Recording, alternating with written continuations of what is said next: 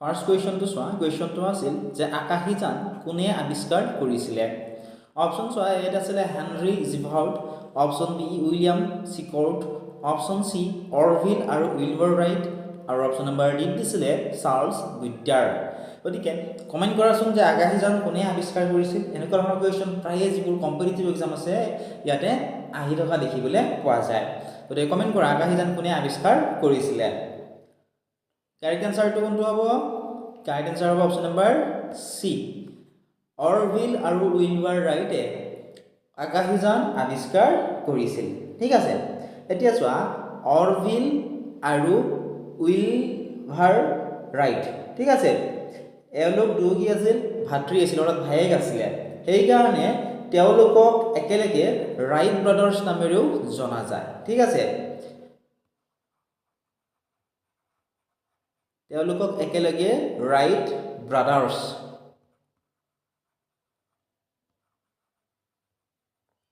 নামেৰেও জনা যায় বা কেতিয়াবা অপশ্যনত অৰভিল আৰু উইলবাৰ ৰাইট নাথাকি ৰাইট ব্ৰাদাৰ্ছ বুলি থাকিব পাৰে গতিকে ৰাইট ব্ৰাদাৰ্ছ হ'ব কাৰেক্ট আনসাৰ এতিয়া চোৱা যে কেতিয়া তেওঁলোকে আৱিষ্কাৰ কৰিছিলে 1903 চনৰ 17 ডিচেম্বৰত তেওঁলোকে আৱিষ্কাৰ কৰিছিল ঠাই কোনখিনি আছিলে ঠাই আছিলে আমেৰিকাৰ উত্তৰ কেৰোলিনাৰ কিটি হক নামৰ ঠাই আছিলে ঠিক আছে ঠাইখিনি আছিলে কিটি হক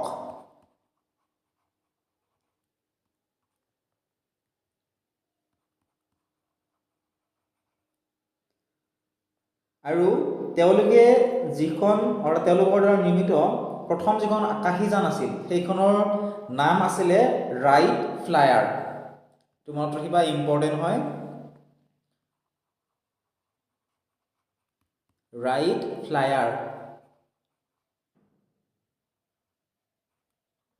মই এবাৰ ৰিপিট কৰিম চাবা আকাশীযান কোনে আৱিষ্কাৰ কৰিছিল যদি সোধে তেতিয়াহ'লে হ'ব অৰভিল আৰু উইলবাৰ ৰাইটে কেতিয়াবা পৰীক্ষাত আকৌ অৰভিল আৰু উইলবাৰ ৰাইট নাথাকি ৰাইট ব্ৰাদাৰ্ছ বুলি থাকিব পাৰে তেতিয়াহ'লে এইটো তোমালোকে শুদ্ধ দিব লাগিব ঠিক আছে এতিয়া তেওঁলোকে প্ৰথমটো সফল যান্ত্ৰিক উৰণ কেতিয়া তেওঁলোকে সম্পন্ন কৰিছিল যদি সোধে 1903 চনৰ ডিচেম্বৰ মাহৰ 17 তাৰিখে তেওঁলোকে সম্পন্ন কৰিছিল ঠাইখিনিৰ কথা যদি সোধে কিটি হক নামৰ এখন ঠাই আছিল ঠাইখিনি আছিল আমেৰিকাৰ উত্তৰ কেৰোলিনা নামৰ ঠাইখিনিত ঠিক আছে কিটি হক তাৰ আৰু যদিহে সোধে যে তেওঁলোকৰ দ্বাৰা নিৰ্মিত প্ৰথমখন আকাশীযানৰ নাম কি তেতিয়াহ'লে হ'ব ৰাইট ফ্লায়াৰ ঠিক আছে আশা কৰিছোঁ ধুনীয়াকৈ তোমালোকে এইটো বুজি পালা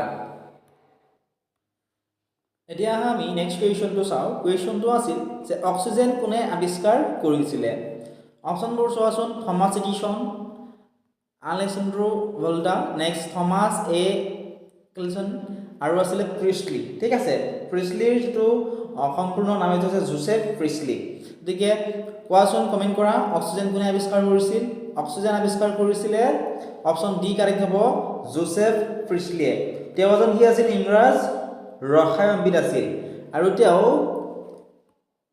1774ত তেওঁ অক্সিজেন গেছ কি কৰিছিল পৃথক কৰিছিল আৰু তেওঁৰ পৰীক্ষাৰ ফলাফলসমূহ প্ৰথমতে প্ৰকাশ কৰিছিল বাবেই সাধাৰণতে অক্সিজেনৰ আৱিষ্কাৰক হিচাপে জোচেফ প্ৰিছলিকে গণ্য কৰা হয় কিন্তু ইয়াৰ আগতেও কাৰ্ল উইলিয়াম চেলি নামৰ এজন ৰসায়নবিদ আছিল ঠিক আছে যিয়ে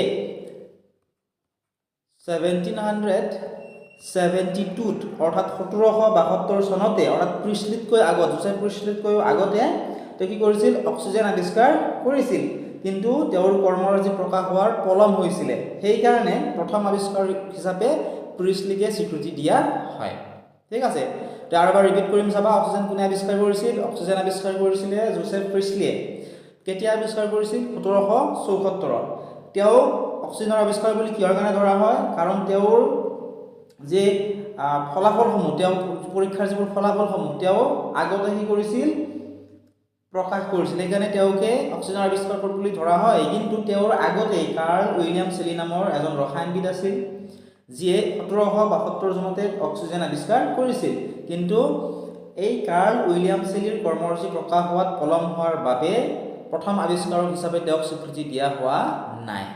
গতিকে পৰীক্ষাত যদি সোধে জোচেফ প্ৰিছলি হ'ব কাৰেক্ট আনচাৰ। এতিয়া চোৱা তোমালোকে নেক্সট কুৱেশ্যনটো আছিল যে বায়ুমণ্ডলীয় চাপ জুখিবলৈ ব্যৱহাৰ কৰা বেৰমিটাৰ কোনে আৱিষ্কাৰ কৰিছিলে? অপশ্যনবোৰ চোৱা আৰু যিটো অপশ্যন কাৰেক্ট হ'ব তোমালোকে কমেণ্ট ছেকশ্যনত জনোৱা। বায়ুমণ্ডলীয় চাপ জুখিবলৈ ব্যৱহাৰ কৰা এই বেৰমিটাৰ কোনে আৱিষ্কাৰ কৰিছিল বা চমুকৈ বেৰমিটাৰ কোনে আৱিষ্কাৰ কৰিছিলে? কমেণ্ট কৰাচোন কাৰেক্ট আনচাৰ কোনটো হ'ব। কুৱেশ্যনটিৰ কাৰেক্ট যিটো আনচাৰ সেয়া হ'ব অপশ্যন নম্বৰ বিত থকাটো। ইভানজেলিষ্টা টৰিছেলিয়ে কি কৰিছিল? বায়ুমণ্ডলীয় চাপ জুখিবলৈ ব্যৱহাৰ কৰা বেৰিমিটাৰ তেওঁ আৱিষ্কাৰ কৰিছিল। কেতিয়া আৱিষ্কাৰ কৰিছিল যদি পৰীক্ষাত সোধে? বেৰিমিটাৰ আৱিষ্কাৰ কৰিছিলে 1643 1643 চনত। ঠিক আছে। আৰু ইয়াৰ এই বেৰিমিটাৰ আৱিষ্কাৰৰ মূল উদ্দেশ্য কি আছিলে? বায়ুৰ ওজন আছে বুলি প্ৰমাণ কৰিবলৈ আৰু শূন্যতা অৰ্থাৎ ভেকাম সৃষ্টি কৰিবলৈ তেওঁ এই পৰীক্ষাটো কৰিছিল। আৰু তেওঁৰ সন্মানতে ঠিক আছে চাপৰ এটা এককৰ নাম, তেওঁৰ নাম যিহেতু এভানজেলিষ্টা টৰিছেলি, গতিকে তেওঁৰ সন্মানতে চাপৰ এটা এককৰ নাম, ঠিক আছে মই লিখি দিছোঁ ইয়াত, তেওঁৰ সন্মানতে চাপৰ এটা এককৰ নাম হৈছে তৰ, এইটো ৰখা হৈছে। ঠিক আছে, যিহেতু তেওঁৰ নাম এভানজেলিষ্টা টৰিছেলি আছিল, সেইকাৰণে চাপৰ এটা এককৰ নাম তৰ ৰখা হৈছে তেওঁৰ সন্মানৰ অৰ্থে। ঠিক আছে, তো আশা কৰিছোঁ ধুনীয়াকৈ বুজি পালা। এবাৰ ৰিপিট কৰিম চাবা। বায়ুমণ্ডলৰ চাপ জুখিবলৈ ব্যৱহাৰ কৰা বেৰমিটাৰ কোনে আৱিষ্কাৰ কৰিছিল যদি সোধে গাইড আনচাৰ হ'ব এভানজেলিষ্টা টৰিছেলিয়ে।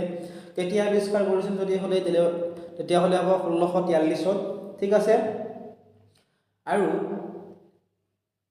তেওঁ এইটো আৱিষ্কাৰ কৰাৰ কাৰণে বা তেওঁৰ সন্মানাৰ্থে চাপৰ এটা এককৰ নাম ৰখা হৈছে, সেই এককটোৰ নাম হৈছে তৰ।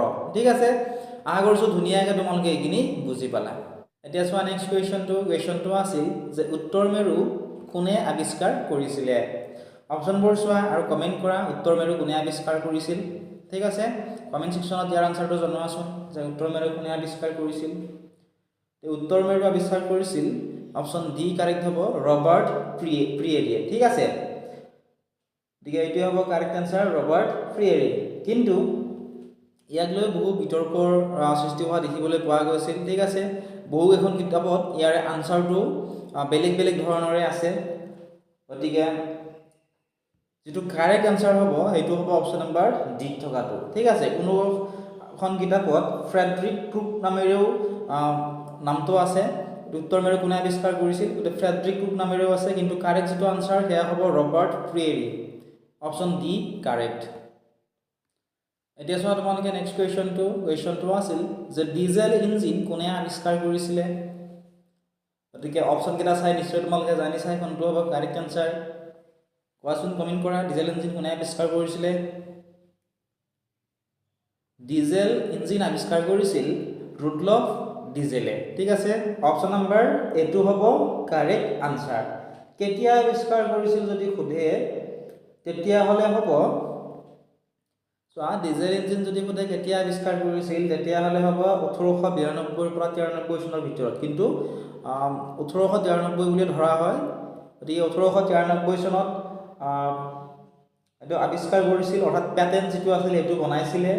আৰু 1897 চনত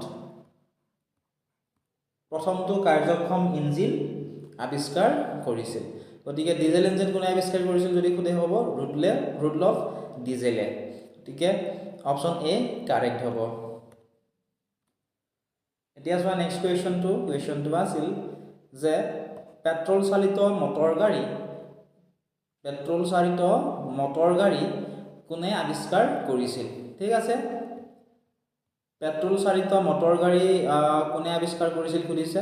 অপশ্যন চোৱা, এত আছিলে কাৰ্ল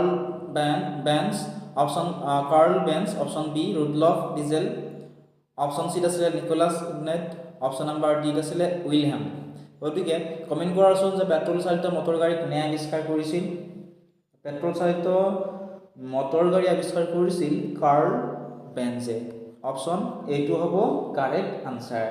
কাৰ্ল বেঞ্চ কোন আছিলে তেওঁ এজন জাৰ্মান অভিযন্তা আছিল যিয়ে প্ৰথম পেট্ৰল চালিত মটৰ গাড়ী আৱিষ্কাৰ কৰিছিল ঠিক আছে আৰু প্ৰথম নিৰ্মাণ কেতিয়া কৰিছিল যদি সোধে তেতিয়া হলে হ'ব 1885 ত প্ৰথম নিৰ্মাণ কৰিছিল 1885 চনত ঠিক আছে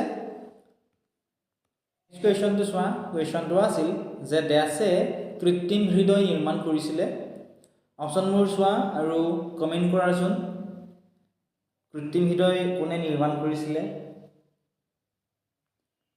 অপচনবোৰৰ ভিতৰত কাৰেক্ট যেটো আনসাৰ হেয়া হ'ব অপচন নম্বৰ ইট থকাটো ঠিক আছে উইলিয়াম ক্লফ গতিকে আৰু সম্পূৰ্ণ নাম হেয়া হৈছে উইলিয়াম জোহান ক্লফ তেওঁক কৃত্ৰিম অংগৰ পিতৃ বুলি কোৱা হয় বা তেওঁ এই কৃত্ৰিম হৃদয় নিৰ্মাণ কৰিছিলে অপচন নম্বৰ ইটো হ'ব কাৰেক্ট আনসাৰ নেক্সট কুৱেশ্যনটো চোৱা কুৱেশ্যনটো আছিল যে টেলিফোন কোনে আৱিষ্কাৰ কৰিছিল অপচনবোৰ চোৱা নিশ্চয় ইয়াৰ আনসাৰ তোমালোকে জানাই যদি জানা আমাক কমেন্ট সেকশনত জনাবাচোন যে টেলিফোন কোনে আৱিষ্কাৰ কৰিছিলে ঠিক আছে কমেন্ট কৰা তোমালোকে ইয়াৰ আনসাৰটো টেলিফোনৰ আৱিষ্কাৰক কোন একেবাৰে ইজি কুৱেশ্যন আৰু ইম্পৰ্টেন্ট কুৱেশ্যন হয় এইটো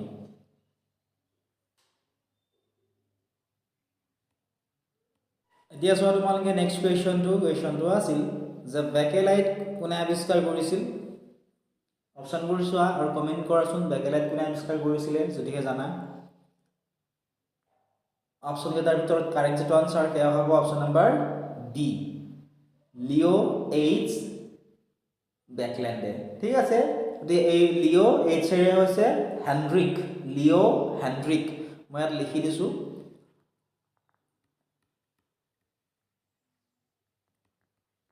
লিও হেনৰিক বেকলেণ্ডে বেকেলাইট আৱিষ্কাৰ কৰিছিল কেতিয়া আৱিষ্কাৰ কৰিছিল যদি সোধে তেতিয়া হলে হ'ব 1907 ত 1907 চনত আৱিষ্কাৰ কৰিছিল ঠিক আছে গতিকে বেকেলাইট কোনে আৱিষ্কাৰ কৰিছিল বেকেলাইট আৱিষ্কাৰ কৰিছিল লিও হেনৰিক বেকলেণ্ডে কেতিয়া আৱিষ্কাৰ কৰিছিল 1907 চনত আৱিষ্কাৰ কৰিছিলে ইয়াৰে সম্পূৰ্ণ ভিডিওটো তোমালোকে আমাৰ এপত পাবা পিডিএফৰ সৈতে যদিহে আমাৰ এপটো ডাউনলোড কৰা নাই এতিয়া ডেসক্ৰিপচনত দিয়া লিংকত ক্লিক কৰা আৰু আমাৰ এপটো ডাউনলোড কৰি লোৱা